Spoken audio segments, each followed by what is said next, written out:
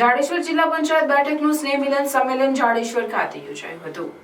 જાડેશ્વર ખાતે ધારાસભ્ય રમેશભાઈ મિસ્ત્રી તથા જિલ્લા ભાજપ પ્રમુખ પ્રકાશભાઈ મોદીની વિશેષ ઉપસ્થિતિમાં શૈલાબેન પટેલ, જિલ્લા પંચાયત સભ્ય શૈલાબેન પટેલ દ્વારા નૂતન વર્ષ સ્નેહ મિલન સમારોહ યોજવામાં આવ્યો હતો, જેમાં ભાજપના હોદ્દેદારો, ચૂંટાયેલા પ્રતિનિધિઓ, જિલ્લા પંચાયત જાડેશ્વર બેઠક વિસ્તારમાં આવતા તમામ ગામના સરપંચો અને મોટી સંખ્યામાં કાર્યકર્તાઓ ઉપસ્થિત રહ્યા હતા।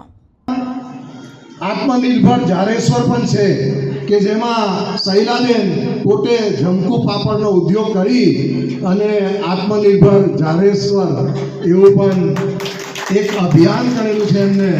એટલે એમના કાર્ય માટે એમને હું ફરી અભિનંદન આપું છું કે ઘણી મોટી સંખ્યામાં એમના આ ગૃહ ઉદ્યોગમાં અહીંના લોકોને રોજગારી પણ મળે છે, બહેનોને, ભાઈઓને, અને આ પાપડ ઉદ્યોગ સમગ્ર ગુજરાતમાં વ્યાપેલો છે। લોકો દિવાળીના સમયે બહેનો એકબીજાને પૂછતી હોય છે કે તારા તા કયા મઠિયા છે, તારા તા કયા પાપડ છે, તો તરત લોકો કહી દેતા હોય કે જમકુના।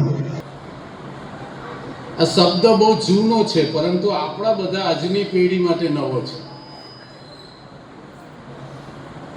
આમ તો લોકમાન્ય તિલકે આ અભિયાનની શરૂઆત કરી હતી સૌથી પહેલા અંગ્રેજોની ગુલામીમાંથી મુક્ત થવા માટે। ત્યાર પછી મહાત્મા ગાંધીજીએ સ્વતંત્રતાના આંદોલનમાં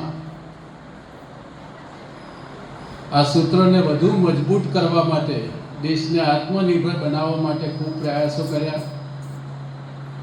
1964માં રાષ્ટ્રીય સ્વયંસેવક સંઘના બહુ મોટા વિચારક, તત્વચિંતક દત્તોપંત ઠેંગડીજીએ પણ આ વિચારને વધારે આગળ લઈ જવા માટે મહેનત કરી અને 12મી મે 2020ના દિવસથી નરેન્દ્રભાઈ મોદીએ આ દેશમાં અભિયાનને ફરીથી આગળ વધારવાનું શરૂ કર્યું છે। શબ્દ આપણને એવું લાગે છે કે જાણે કોઈ શાસ્ત્રમાંથી લીધો હોય, પરંતુ એનો વ્યવહારિક અર્થ બહુ સામાન્ય છે